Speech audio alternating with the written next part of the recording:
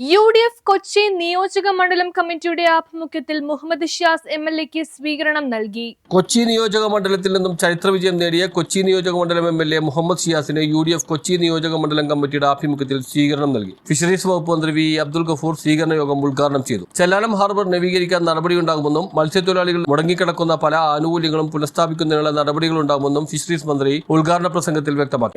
മണ്ണിൽ നിന്ന് വിജയിച്ച ശ്രീ മുഹമ്മദ് ഷിയാസിനെ നൽകുന്ന സ്വീകരണ പരിപാടി ഉദ്ഘാടനം ചെയ്യാൻ കഴിഞ്ഞതിലുള്ള സന്തോഷം ആദ്യം രേഖപ്പെടുത്തട്ടെ. ഈ പരിപാടിക്ക് ക്ഷണിച്ച UDFിൻ്റെ നേതാക്കളോട് പ്രത്യേകം നന്ദി പറയുകയാണ്. നേരത്തെ ഇവിടെ സൂചിപ്പിച്ചതുപോലെ കൊച്ചിയുമായി വളരെ അഭേദ്യമായ ഒരു ബന്ധം എനിക്കുണ്ട് എന്നുള്ളത് കൊണ്ടാണ് അവരെ എന്നെ ക്ഷണിച്ചതെന്നാണ് സ്വാഗത പ്രസംഗത്തിലും അധ്യക്ഷ പ്രസംഗത്തിലും ഇവിടെ സൂചിപ്പിച്ചത്. തീർച്ചയായിട്ടും 10 വർഷക്കാലം ശ്രീ VK ഇബ്രാഹിം കുഞ്ഞിൻ്റെ പിതാവ് ഇവിടെ 2001 മുതൽ 2011 വരെ ഇവിടെ MLAയും മന്ത്രിയും ഒക്കെ ആയിരുന്ന ഒരു കാലഘട്ടം ഉണ്ടായിരുന്നു. അതിനുശേഷം ബഹുമാനായ ശ്രീ ഡൊമിനിക് പ്രസൻറ്റേഷൻ ഒരു 2011-16 അദ്ദേഹവും ഈ നിയോജക മണ്ഡലത്തെ പ്രതിനിധീകരിച്ചു. നമുക്കറിയാവുന്നതുപോലെ 2011 ശേഷമുണ്ടായ ഒരു വലിയ മുന്നേറ്റം കൊച്ചിക്കുണ്ടായിരുന്നു.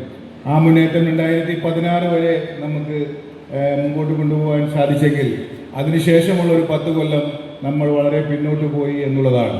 വീർപ്പ് മുട്ടിയിരുന്ന കൊച്ചിയിലെ ജനങ്ങൾക്ക് ഒരാശ്വാസമായിട്ടാണ് ശ്രീ മുഹമ്മദ് ഷിയാസിനെ നമ്മുടെ UDF ഇവിടെ സ്ഥാനാർത്ഥിയായി നിയോഗിക്കുന്നതും അദ്ദേഹം ഇവിടെ വമ്പിച്ച ഭൂരിപക്ഷത്തിൽ, കൊച്ചിയിലെ കാര്യം പറയുമ്പോൾ നല്ല ഭൂരിപക്ഷത്തിൽ ഇവിടെ നിന്ന് വിജയിക്കുകയും ചെയ്തു. ഷിയാസിനെ പറ്റി പറയുമ്പോൾ കൊച്ചിക്ക് പറ്റിയ ആൾ തന്നെയാണ് മുഹമ്മദ് ഷിയാസ്. കാരണം കൊച്ചിക്ക് ഒരു പ്രത്യേകതയുണ്ട്.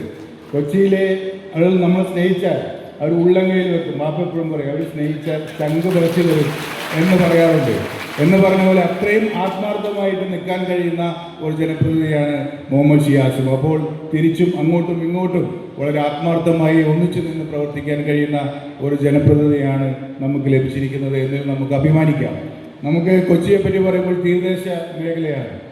ഇപ്പോൾ ഞാൻ തീരദേശ മേഖലയുമായി ബന്ധപ്പെട്ട ഒരു മന്ത്രി കൂടിയാണ്.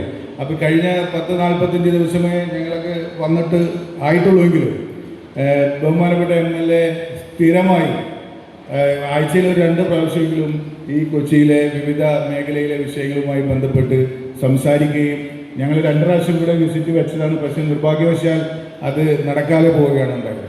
അദ്ദേഹം ചെല്ലാനം ഹാർബറിനെ കുറിച്ചും അതുപോലെ തന്നെ തോപ്പുംപടിയിലെ ഹാർബറിനെ കുറിച്ചും ഒക്കെ വിശദമായി സംസാരിക്കുകയും അദ്ദേഹത്തിന് കുറേ സ്വപ്നങ്ങളുണ്ട് ഈ നിയോജക മണ്ഡലത്തിൽ നടത്തേണ്ട പദ്ധതികളെക്കുറിച്ച്.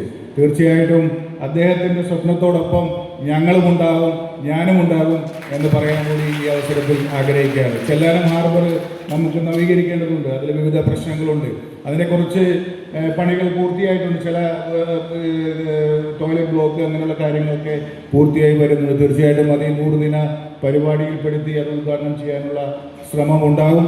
അതുപോലെ തന്നെ അത് നവീകരിക്കേണ്ട ആവശ്യമുണ്ട്. തീർച്ചയായിട്ടും ആ ആവശ്യങ്ങൾക്കൊക്കെ ഞങ്ങൾ കൂടെ ഉണ്ടാകും. നമുക്കെല്ലാവർക്കും അറിയാം, മത്സ്യത്തൊഴിലാളി മേഖലയിൽ വിവിധ പ്രശ്നങ്ങളുണ്ടായിരുന്നു.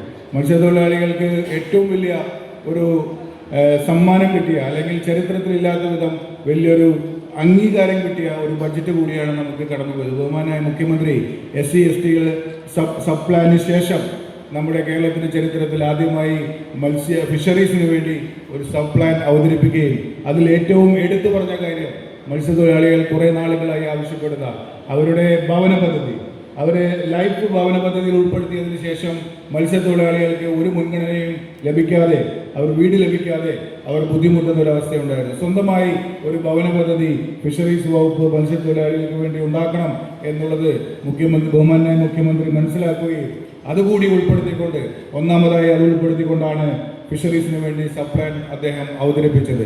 തീർച്ചയായിട്ടും മത്സ്യത്തൊഴിലാളികളുടെ ക്ഷേമത്തിന് വേണ്ട വിവിധ പദ്ധതികളുണ്ട്.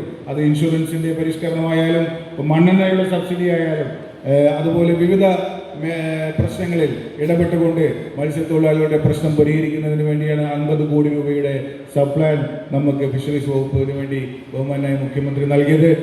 കൊച്ചി നിയോജക മണ്ഡലം ചെയർമാൻ PH നാസർ അധ്യക്ഷത വഹിച്ചു. ജില്ലാ ചെയർമാൻ ഡൊമിനിക് പ്രസന്റേഷൻ, AICC അംഗം N വേണുഗോപാൽ, കൊച്ചി നിയോജക മണ്ഡലം കൺവീനർ അക്ബർ ബാദ്ഷാ, കൊച്ചി നഗരസഭ സ്റ്റാൻഡിംഗ് കമ്മിറ്റി ചെയർമാൻമാരായ TK Ashraf, KM Manaf, KPCC secretary Thampi Subramaniam, DCC general സെക്രട്ടറിമാരായ KM Rahim, Ajith Ameer Bava, MP Sivadathan, KK Kunjachan, John Payari, block പ്രസിഡന്റുമാരായ VH Shihabuddin, PP Jacob, Muslim League നിയോജക മണ്ഡലം secretary KH Niyas, treasurer TK Shaheer, KH Anwar, RSP Kochi മണ്ഡലം സെക്രട്ടറി KB ജബ്ബാർ, CMB ജില്ലാ സെക്രട്ടറി രാജേഷ്, കേരള കോൺഗ്രസ് പ്രസിഡന്റ് രാജേഷ് ആന്റണി, പരിഷത്ത് സംസ്ഥാന പ്രസിഡന്റ് TS ജോയ്, കൗൺസിലർമാരായ ഷെനി മാത്യു, സുമിത് ജോസഫ്, ഷീജ നവാസ്, ഫൗസിയ സജീർ, റഹീന റഫീഖ് എന്നിവർ സംസാരിച്ചു. വിവിധ സംഘടനകളുടെ നേതൃത്വത്തിൽ മുഹമ്മദ് ഷിയാസിന് ആദരവ് നൽകി. ഇതെല്ലാം കേരള നിയമസഭയിൽ സ്ഥാനം പിടിച്ചിരിക്കുകയാണ്. ഒരു പക്ഷേ അവിടെ ജീവനക്കാരായിട്ടുള്ളവർക്കൊക്കെ ഇപ്പോൾ കൊച്ചി അസംബ്ലി മണ്ഡലം വളരെ വ്യക്തമായിട്ട് അറിയാവുന്ന ഒരു സാഹചര്യം വന്നു. ഇതല്ലേ നമ്മളൊരു MLAയിൽ നിന്ന് പ്രതീക്ഷിക്കുന്നത്? ഇതല്ലേ നമുക്ക് വേണ്ടത്? നമ്മുടെ പ്രാതിനിധ്യം അവിടെ ഉണ്ടാവുക എന്നുള്ളതാണ്. 3.5 കോടി ജനങ്ങളുണ്ട് കേരളത്തിൽ. ആ 3.5 കോടി ജനങ്ങളുടെ ഹൃദയം കേരള നിയമസഭയാണ്. അവിടെ ചലനങ്ങൾ ഉണ്ടാക്കുന്നവർക്ക് വികസനത്തിൻ്റെ ആ വഴികൾ വെട്ടിത്തുറക്കാൻ പറ്റുള്ളൂ. അവിടെ സംസാരത്തിൽ ആധിപത്യം സ്ഥാപിക്കുന്നവർക്കാണ് രാഷ്ട്രീയത്തിൽ ആധിപത്യം ഉണ്ടാക്കാൻ പറ്റുള്ളൂ. അപ്പം നിയമസഭയിൽ കൊച്ചിയുടെ നിയമസഭാ അംഗം മുഹമ്മദ് ഷിയാസിൻ്റെ ആ ഒരു സബ്മിഷനുകൾ ഉന്നയിക്കുന്നത് പിന്നീട് ഞാൻ 2-3 എണ്ണവും കാണാനിടയായി. നിങ്ങളെല്ലാം സാക്ഷി നിർത്തി ഇനിയും അനേക കാലം കൊച്ചിയെ പ്രതിനിധീകരിക്കാനും NI ദേവസ്വക്കുട്ടിയെ പോലെ നല്ല നിയമസഭാംഗമെന്ന് കേരളം മുഴുവൻ ആദരിക്കാനും ഷിയാസിനിടയായി തീരട്ടെ എന്ന് ആണ് എൻ്റെ ആദ്യത്തെ ആശംസ. News bureau, Mattancherry. ഡിഗ്രിയോ ഡിപ്ലോമയോ എന്തുണ്ടായിട്ടെന്താ?